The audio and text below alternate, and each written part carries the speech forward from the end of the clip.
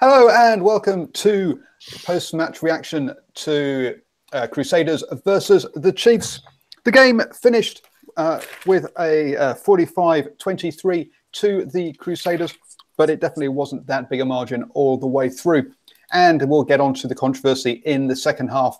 But before we go there, I have with me this evening the man in his Chiefs jersey. I love it when you get dressed up, especially for us, Mike. How are you doing, sir? Yeah, good, man. Thanks for having me here. Wow, what a weekend the rugby we've had so far. So didn't think we could have a more interesting match than what we had last night. Well, yes, perhaps not the quality of last night, but yes, definitely the intrigue and quality. And of course, that's obviously Mike from Last Word on Sport and also Real Mike Pullman on Twitter. And also joining me in the kind of darkness because he refuses to spend money on his lights and electricity is Ashwin from the West Stand Massive. How are you doing, sir? Hey, I'm doing fine. Are you saying I'm not dressed up? Come on.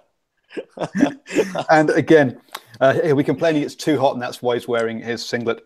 And we think it's just because he won't actually buy any more clothes than that. So the Ashwin, obviously, NZ Fatso on Twitter is also joining us.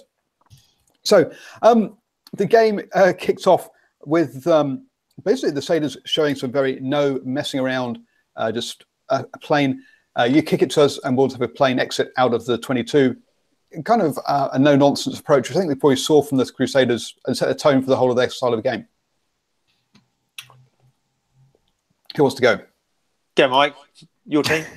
Yeah. The Crusaders were really good in that first half overall, but I felt that early period, the Chiefs were awful. Apart from that almost tried to them at the start, just woeful on all parts of the field. And the Crusaders, as we know, they take full advantage of that sort of thing, and they did. So full credit to them. I think you're being a little bit over the top there, and obviously I know you're disappointed in the results, Mike, in your Chiefs jersey there. But to be fair, at that point, I thought the Chiefs defensively and tackling was good. There was, I think, at that point they'd made the Crusaders had made sort of only 2 or 3 clean line breaks, whereas the Chiefs are up at like 8 or so in that first half. To me, the Crusaders fed off Chiefs' errors rather than actually creating much themselves in that first half. The first try was when Dane McKenzie put a shoulder in to Moanga, giving away field position. And that's the only reason that the Crusaders were even in the right part of the pitch to score. Yeah, I have to agree. Sorry, mate. You give away stupid penalties like that. Sorry, go. Yeah, I was just going to say, possibly I'd have to agree with Paul. It was like a little bit harsh. It was just like I actually missed the first 2 minutes when that break was made, but after the Crusaders got that 12-0 lead up, I thought the Chiefs really came back into it, and really by half time there was really nothing in it, and I thought that the Chiefs had actually had the better of the half in that first half. There's just possibly again just not being so clinical. Yeah, I think that was it. The Crusaders were clinical. The Chiefs weren't very clinical in that first half. They were making mistakes. So the first try, I say, came about because Dave McKenzie had poor discipline and was silly. And we saw Broder Italic do a similar thing later in the game, and the ref pull over and say, "Look, no more late shoulders, guys. That's just silly." And discipline was a problem in that first half for the Chiefs.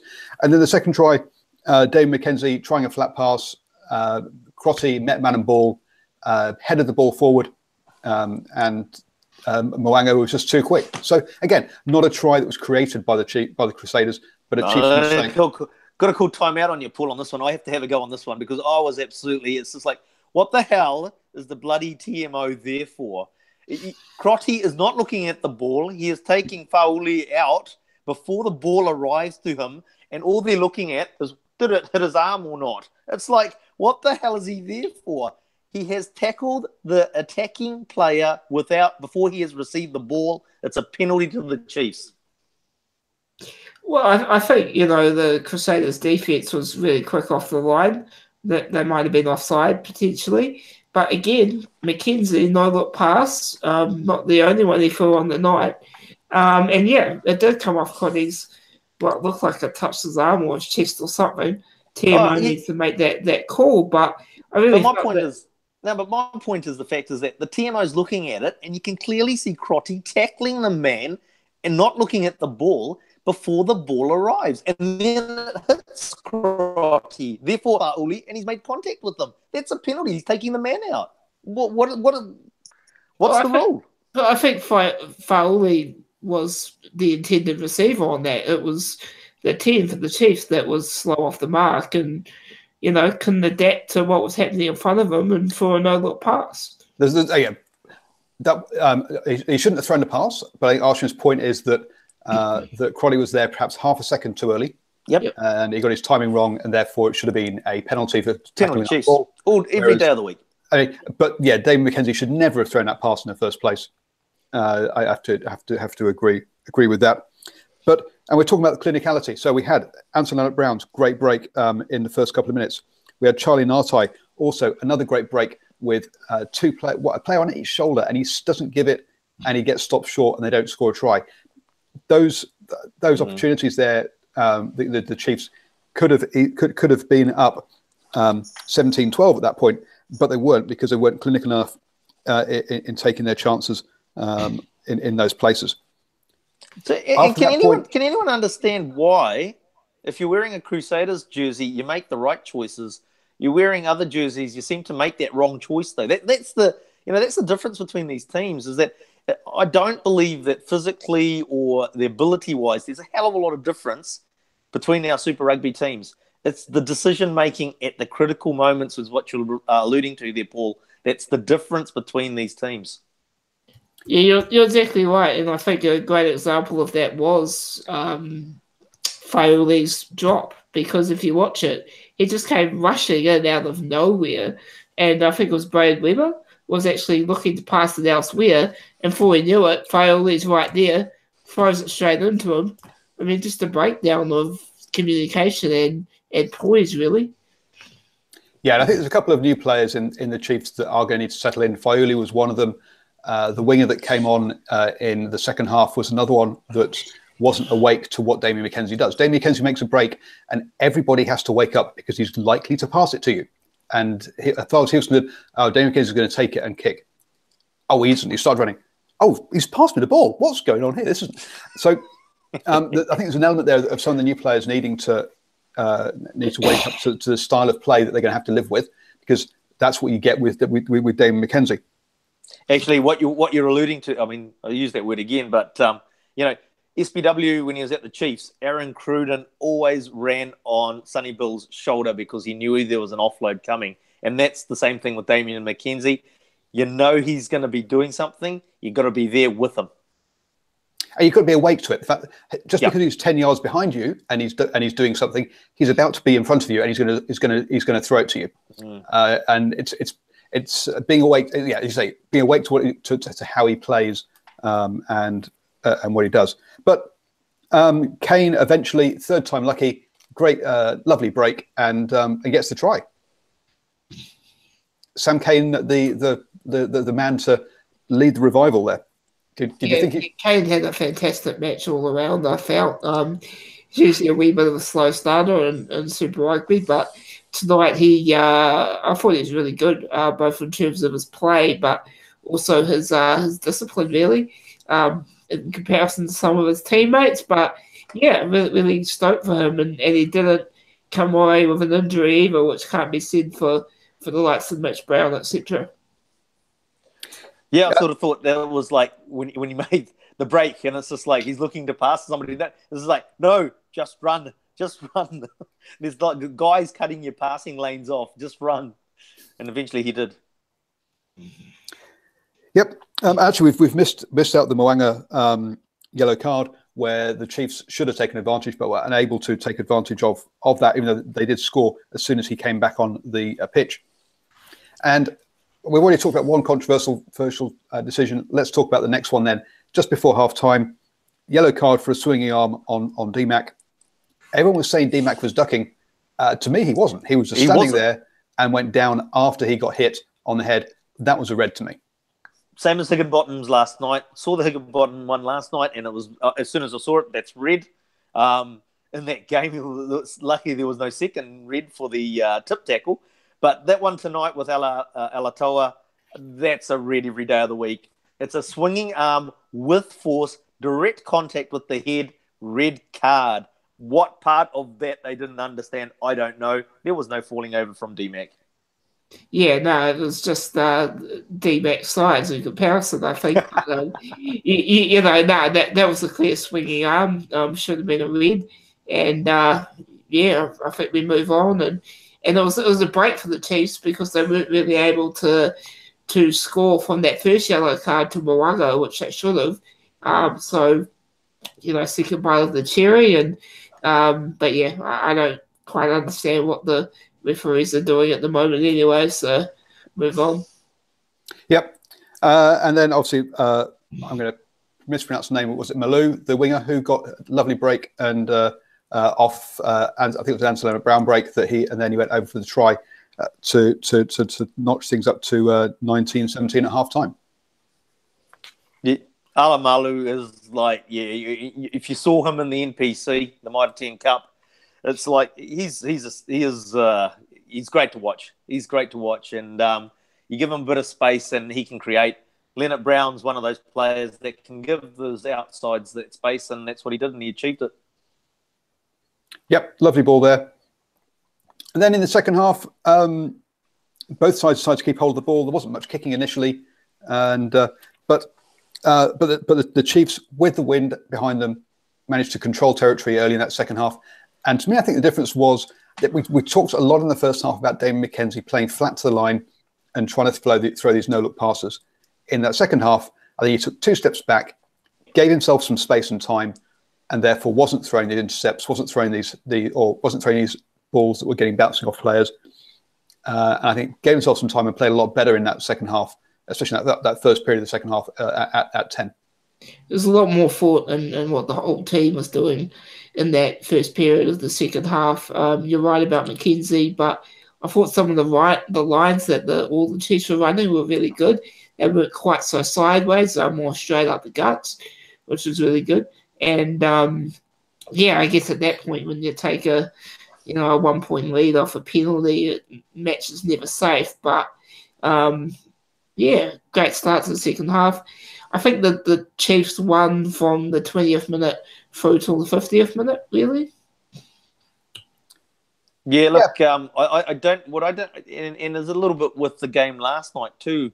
The Chiefs in the second half went away from what was working for them. They had the wind behind them. They were playing positional territory. The Crusaders didn't really look like they're going to make an 80-meter break.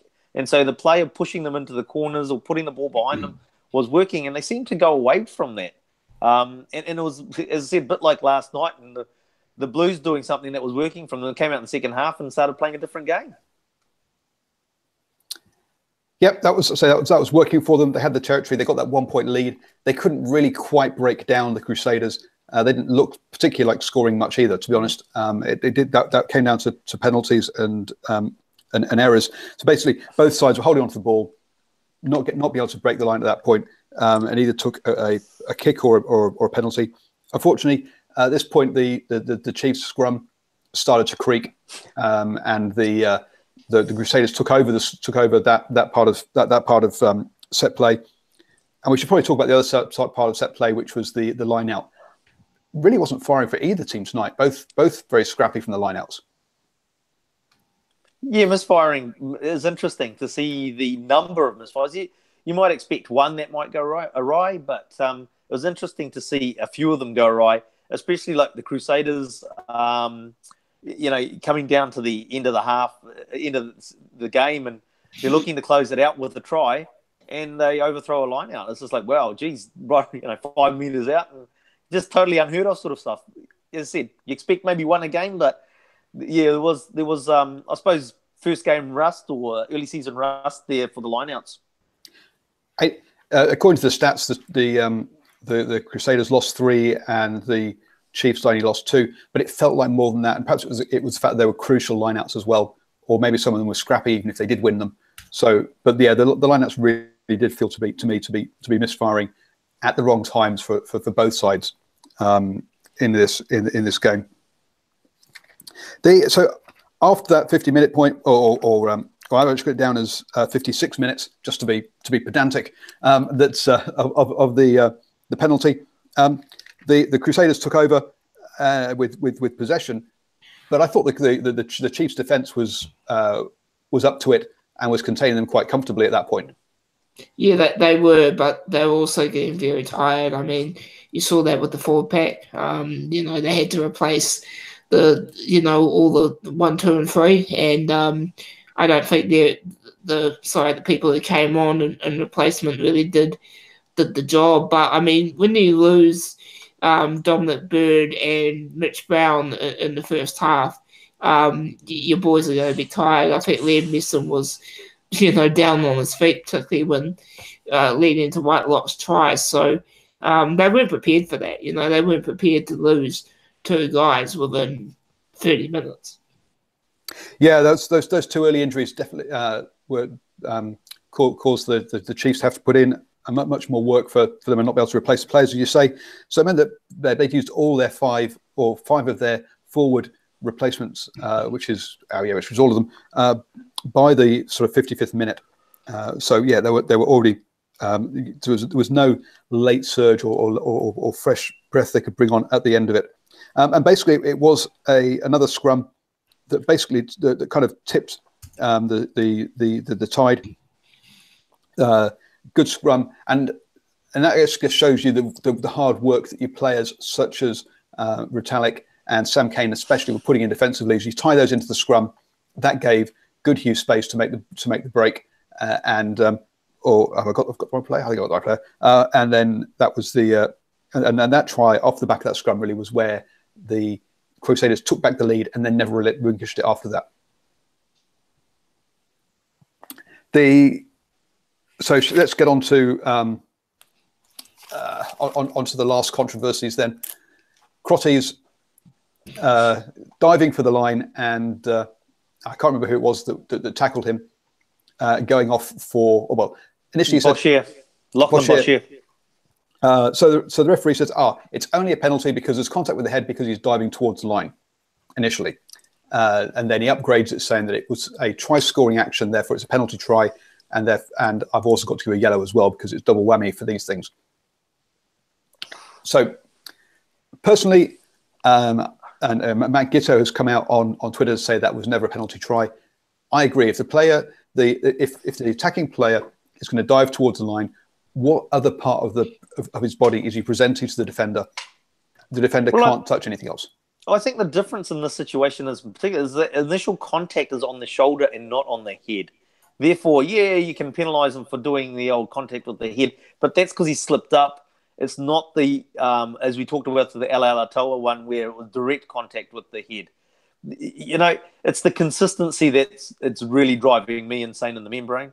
It's, later on, we see, Marty McKenzie gets knocked out because Seta Tamani leg makes contact with Marty McKenzie's head while he's down on the ground. What's the difference? It's a man going down on the ground. You've made direct contact with the head. It's a penalty. If you're going to go and penalise Bashir for his contact with the head, then you have to penalise Tamani Valu for his contact with his leg on Marty McKenzie's head. That's the rules. They don't want to apply them consistently. That's the problem I have. The penalty try came from the TMO. Ben O'Keefe wasn't going to give a penalty try, wasn't going to give a yellow card. When the TMO, we should have all known what was going to happen when the TMO told him to look at it again. And, as much as we've been banging on about the refs in this game, really, Ben O'Keefe didn't have a bad game. TMO is the one that really, in this instance anyway, screwed it all up. I don't think the Chiefs would have won anyway. But, I challenge anybody. What the hell is a rugby player supposed to do in that situation? Just let him go? Pretty much. Yes. Unfortunately, answer your question, yes. Unfortunately, that seems about the only option is you have to let him walk in and score the try. So now I guess there's two. Yes, it was a TMO generally around these calls, but the officials are supposed to work as a team. So I'm not pointing the finger at O'Keefe specifically, but the officials as a group making these bad calls. So to me, in this situation, that it shouldn't be, because in Marty McKenzie's situation, he's not just presented his head; he's been standing up. In this situation, you've got the attacking player with the ball only presenting basically his head and his shoulders, and as we say, at least he got contact with the shoulders first, and he's going to contact with the head. There's just, if someone's diving towards the line, there's just nothing else you can do. If we look at the previous maul, where it was scrum half blank Brad Weber going in for Where was the Chiefs? It was Brendan Gatlin, Brendan Hall. Or maybe it was Weber. Anyway, the Crusaders player goes in, and again, there's an arm over his shoulder, around his neck, tackling him as he's going towards the line. But no one looks at that one because it hasn't been stopped for injury, and there's three other players around him. No, but that's my point, Paul. That's my point with the Marty McKenzie scenario, where I would never give that a penalty. But the fact is that the way that they're making the ruling means that exactly what you've said. You go into basically any maul or ruck situation, you will see contact between the opposition player and the attacking player's head. You will see it more often than not. And if they're going to start calling crucial moments with that, then they have to do it all the time. You can't pick and choose when you call it. Exactly. Someone say, please stop with the comments about reffing. Sorry, but they made a big change in this game. Absolutely. They made a big change today. Mike was saying, I'm not sure the Chiefs would have gone on and won, but this game was all about scoreboard pressure, and as to the way the Chiefs played. If the tackle on Marty McKenzie had been a red card earlier in the game, and the Crusaders had to play with 14 men for 50 odd minutes, then it would be a different ball game. If this penalty try hadn't been given, then the Chiefs wouldn't have been pushing the game, because as soon as that happened, we saw Marty McKenzie again step up flat, play flat ball, start trying to force the game, and that's what led then to two. Well, he didn't throw both the intercepts. Anselm Brown threw the other intercept, but two intercepts that basically blew out the score, and suddenly we went from a game that was close. It was a 3-point game, 26-23, out to a score that was 45-23, which is totally unreflective of the way the game was going, in my opinion. Yeah, look, I mean, obviously there's been the comment about stop going on about the rest, but here's the problem. When you look at the New Zealand conference in particular, I can't comment about the other two conferences, but the New Zealand conference, the most of the games are close. You know, it doesn't matter who's playing.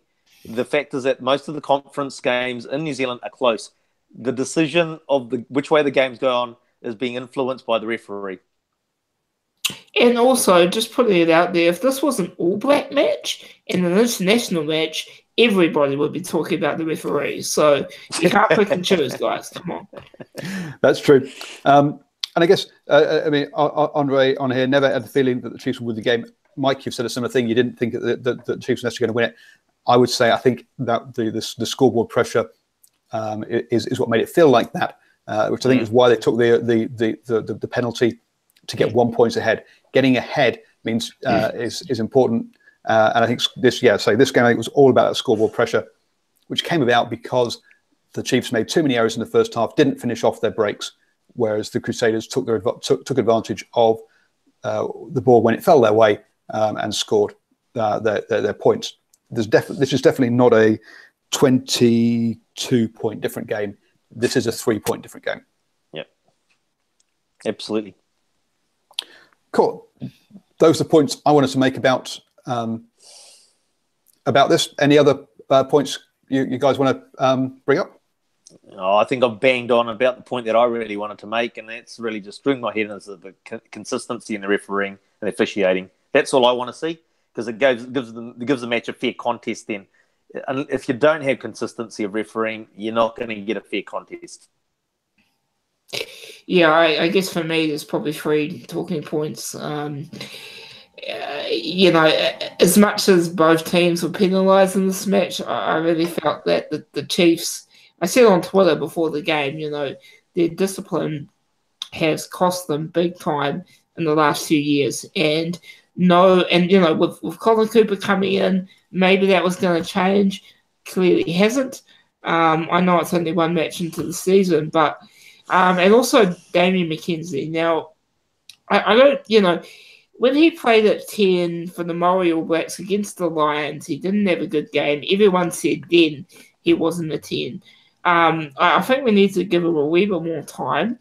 Yes, he made some mistakes, some big mistakes, but it's just, I don't really see anybody else in the team at this point that can slot into that position full time. And thirdly... Actually, let's just go back to Martin before you go on the third one. Not back to Martin, back to Damien. One of the things we discussed pre-season was that we thought that Marnie McKenzie would come in and then Damien would get some time at fullback, I think. That didn't happen, did it? We saw Marnie McKenzie go to fullback, which I think was a bit of a surprise for me. No, I don't think Marty was on the field long enough anyway. Okay. But again, I think... They've got a kick to the head. Yeah. Third talking point is injuries. Mitch Brown likely out next week. Dominic Bird, I'm sure, will be out. Natai will be out. This problem once again for the Chiefs. And, we might just see Stephen Donald and Zach Guilford on the side before we know it.